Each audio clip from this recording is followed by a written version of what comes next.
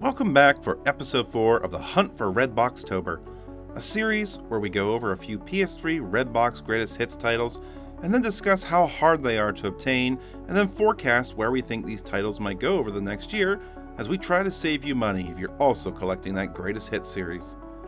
If you've been enjoying this series, please let me know with a comment and a like. They mean a ton to me and they really help the channel grow, along with every new subscriber that we get. But on with the show.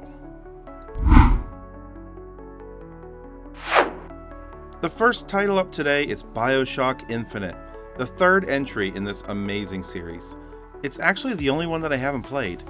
I was just kind of put off by its environment when it first came out in 2013, and I'd also recently bought a house, so buying games was not in my budget at the time. But the art definitely screams Bioshock, and there's no other reason why I haven't played this one yet other than the PS4 came out later that year and I just missed this one. So, we know it's a late cycle greatest hits title, and in the past, we've also identified that those tend to be harder to get and sometimes higher priced. How does Bioshock Infinite stack up? Well, this is very common. I regularly see this one on the shelves of stores and in bargain bins of conventions for maybe $5. Online, you're looking at maybe $10 to $12 for this. I'd say you should do yourself a favor and hunt in person for this if you're in your regular outings, unless you can snag it for under $8 online. There is a small upward trend in price though on this one, so perhaps over the next year it may increase by $1. There are actually two versions of Heavy Rain, and this one is specifically for the regular version, not the director's cut version. I hate how the PS3 has multiple variants of the same game in their greatest hits collection, just like this. The regular version came out in June of 2011, and the director's cut came out in November of 2011. I find it really hard to believe that they didn't know the latter was happening, and that this was just a money grab for anyone that was against DLCs at the time. What makes them different anyways? Well, let me dispel that for you right now. The director's cut version contains about an hour-long taxidermist DLC. It's called taxidermist DLC, and that's on disc, along with some other downloadable bonuses like the soundtrack, a theme, and some concept art. Heavy Rain is a very common title to find. It'll likely be in the majority of game shops and conventions that carry PS3 greatest hits for around $8, maybe even the bargain bins at conventions or in bundles. It's not much more online either, around $10, and while I'd not buy this online, you can probably do so without much fear of being price gouged.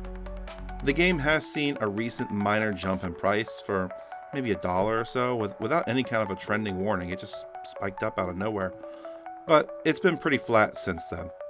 I do not expect Heavy Rain to increase in price over the next year. You've heard me talk about this before, Oblivion. The game that couldn't stop releasing variants during the 7th generation. We're talking specifically about the Steelbook version here. This is the Oblivion 5th Anniversary Edition Steelbook. Now this version has no indicators outside that it's a greatest hits, other than a plastic slipcover that covers the Steelbook. It should be noted that this is a Steelbook version only, right? The greatest hits version of this only came in a Steelbook. There's no plastic box. And there's also no black box version of this, so to speak.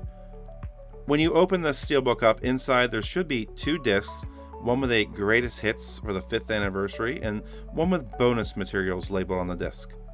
Only the one that has the actual game on it states greatest hits. The other one has no indicator, it just says bonus materials.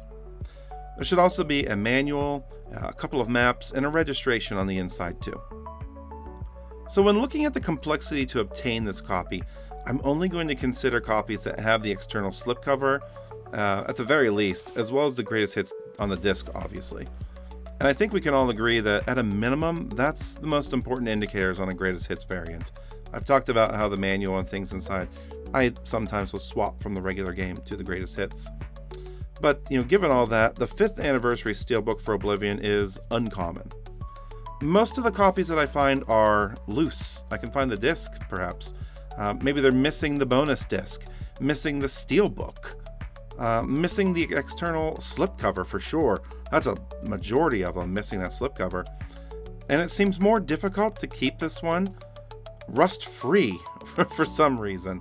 I don't know why people can't keep them all in order and rust free. It makes no sense to me why I have a number of steelbooks, or I've seen a number of steelbooks, I should say, and this is the only one that I've seen that is often rusted.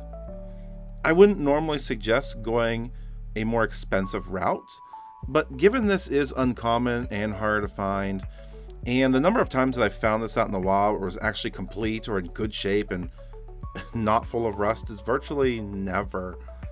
So you might want to prioritize this for online purchase, where you're likely to pay 33% more for it. So in stores, I often see it for around $30. Never complete though when I see it. Obviously your mileage may vary. And then online, and I can't stress this enough, be careful. I see it advertised as complete, but then it's missing the maps. It just has the manual and the seller thinks it's complete because they're a reseller and they don't understand games. If those sort of things matter to you, just be mindful of what's included, and then be sure to ask about any kind of rust or dent conditions on the case before making your online purchase. And good luck out there. You can find this for around $30 to $40, and I'd consider that a fair price range at this time, but do know that it has doubled in price in the last 3 years, and it's still trending upward. Virtua Fighter is a series that I'm not too familiar with. I mean, I know it goes all the way back for, I had it on the 32X, actually. Yeah, I had a 32X. I loved that thing. And this game I both loved and hated. I was a massive Mortal Kombat fan, so anything that wasn't that was basically a kid's fighting game to me. And I was a kid then. But we're not here for a game review. We're here to understand how hard it might be to obtain this copy and what you might expect to pay. Well, Virtua Fighter 5 is rare. There are not a lot of copies out there. There's plenty of black box copies. Heck, there's plenty of Virtua Fighter 4 copies practically jumping into your cart from the PS2 while you're hunting. But Virtua Fighter 5 on the PS3 as the greatest hits variant is much harder to find. I scored this for $12 during a road trip, but if you were to go online, I don't think you'll crack $12 for a loose copy of the game even. It's looking closer to $15 to $20 for a copy of the game in any kind of a condition that a typical collector might even want. This game is trending upward in price as we speak, and right now is probably the cheapest that you're going to pay for it if you don't already have it. I would bite the bullet and buy this one online. I say this mostly because there's not many copies that exist, and when I have seen this in person, there was a markup there too. You know, typically when I buy something, it's at or below a retail cost, and I've never seen it that way. It's always been above what we might call the price charting cost. And I passed on it every single time I saw it, which was not often, maybe once or twice, until I bit the bullet and made the purchase while I was on the road. Trust me, prioritize this one, folks. Borderlands is another series with multiple versions released as greatest hits. And this is going to specifically focus on the Game of the Year edition of the first Borderlands game. And it's important to note that not all Game of the Year editions were created equal. Though it might be the case for the greatest hits, I'm not entirely sure. There are two versions of the Game of the Year edition. One with the DLC codes for any of the DLCs, which I feel is terrible. And then another where the DLCs are on the disc. And you can tell if you have the version with the content on the disc, as it will have a picture of each of those DLCs on the disc itself. And then it'll also say game and add-on content disc right on the disc itself. Again, I'm not 100% sure if all the greatest hits versions of Borderlands Game of the Year have their content on disc, but my version does, and I have done the research so you don't have to on whether your version contains it, regardless of if it's a red box. So how does the Game of the Year Borderlands stack up against other red box titles in terms of how hard it is to obtain a copy? It's pretty hard to find. This game is considered super rare. However, for being super rare, I'm not sure people know that, and you can find copies every now and again for under $20. If you're just looking to play the game and all of its DLCs, I totally recommend you go with the PS4 version, which you can find brand new for $20 or less, and it's just an overall better experience. Unfortunately, this game is likely to increase in price, but I have no trending data to back that up. Just the fact that it's extremely hard to find, but because there is a PS4 version, that will likely help to keep the price well below Grail pricing. It's just for folks like us that are looking to complete the PS3 Greatest Hits collection, and those are the people it's going to impact the most.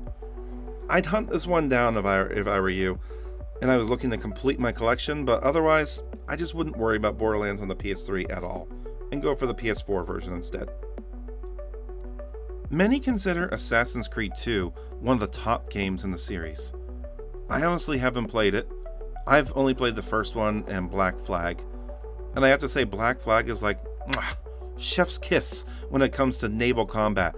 So if AC2 is even better than that in terms of raw gameplay, then I really should get on this one.